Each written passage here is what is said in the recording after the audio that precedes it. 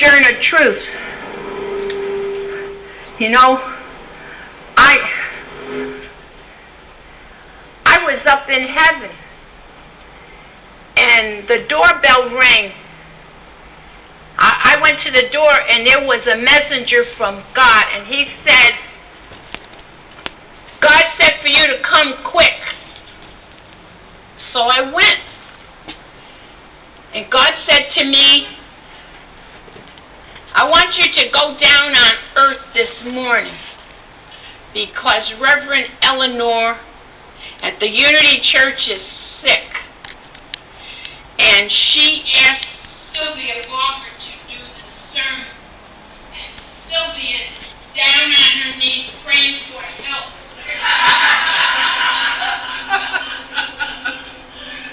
And she's praying, and I want to answer her prayer. So there have been times when she's spoken about you. So why don't you go down and get inside of her and tell your story about prayer. And I said, but God, she doesn't look anything like me. And she wears those loud colors and sometimes flashy hats. And he said, I promise you I'll tone her down. And she'll wear something conservative. So I said, but suppose I startle her. And he said, she sleeps through the sermons and the meditations. She won't even know you're there. So, you saw I was sitting here waiting for the Lord's Prayer, and then I jumped inside. And no, this body, I didn't look nothing like this. I wasn't fat. And I'm 6 foot tall, very skinny. I don't have these big hips like this gal has. And I'm very black. And I was born in 1798. And I'm going to tell you about prayer and what prayer can do for you. I was born in New York State in New Platts. Now, in 1817, New York State passed a law, and it said that all slaves over the age of 25 female and 28 male would be set free on the 4th of July in 1828. Well, that was great, but it was sad because slaves didn't have no birth certificates. And we had to rely on the masters to tell us how old we are so we could get free. So, my mama, when I was a little girl, see, I was sold away from my family when I was 8. I was the last of 5 of my parents' children to be sold off. And my mama would say, there's a God up there in the sky. And when you have a problem, you look up into the sky and you pray, and God will answer your prayers if you have faith. She said, sometimes He doesn't answer all of them. But if you pray hard enough, and it's a big enough thing, it'll be answered.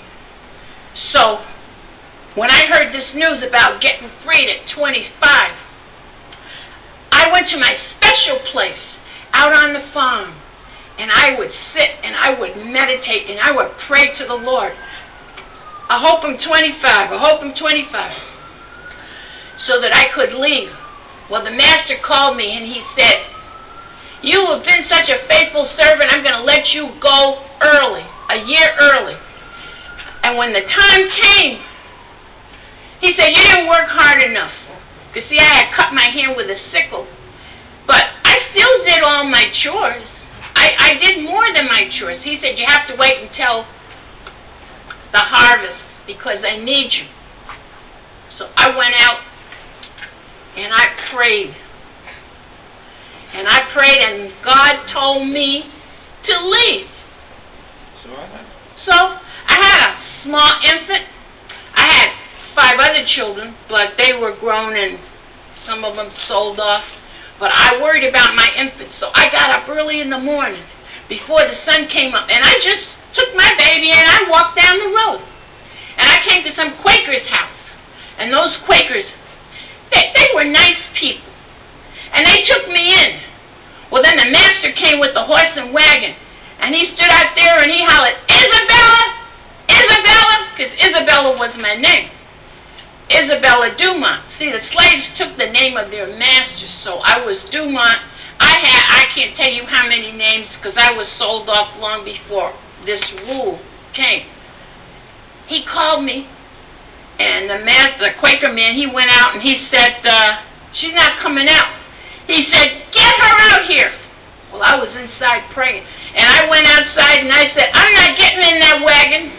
He said, "Get in this wagon." I said, "The Lord told me I didn't have to go, and I'm not going." And do you know what? That Quaker man, he paid my master $25 for me and my baby. And my master was satisfied. $25 was a lot of money in those days.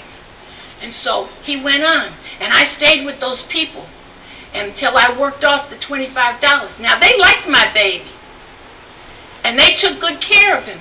Now, I had another son who was 5 years old, and I said, I'm going to find him. And so I went and traveled to the farm where he had been sold to, and I knocked on the door, and I asked about him, and the lady said, "What? You in here worrying about some little nigger?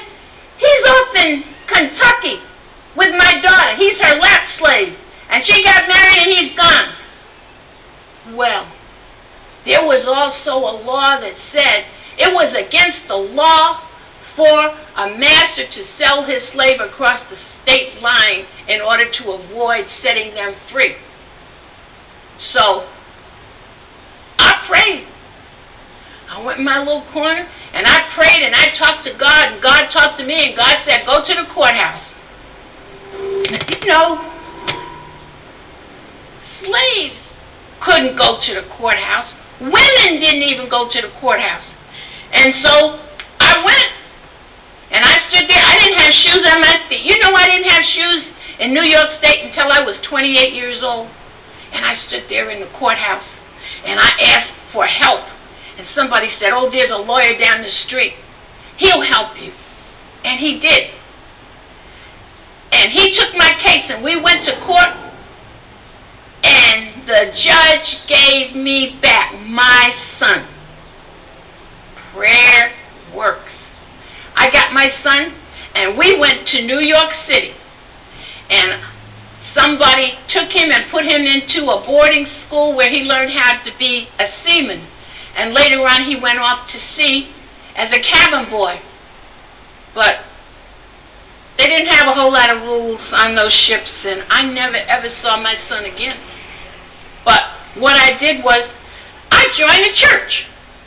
See, I didn't know nothing about Jesus. I just knew about God. So I was passing this church, and people were singing and shouting, and so I went in. They were beating on the tambourine, and on Monday, they would go in the red light district, and they would try and get them gals to do good and to come to church. Well, eventually, they got them. They would come to church on Sunday, and they'd be hanging out the window on Monday.